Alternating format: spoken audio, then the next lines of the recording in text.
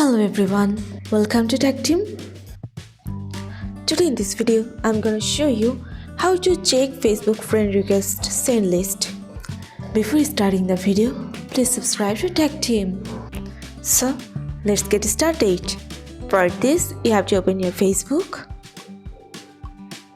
Now go to your Facebook menu.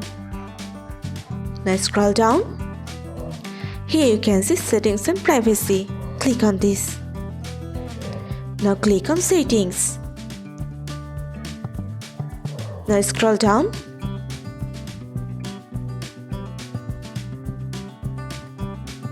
Now here you can see activity log. You have to press on this.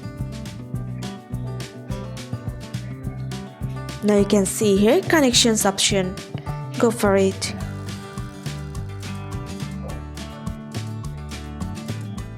Now click on friends option.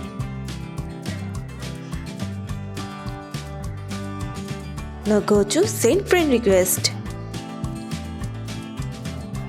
So from here you can check Facebook friend request send list. So guys, that's it. You can do this. I think this video is very helpful to you. If it was, then give a thumbs up and hit the subscribe button. And thanks for watching.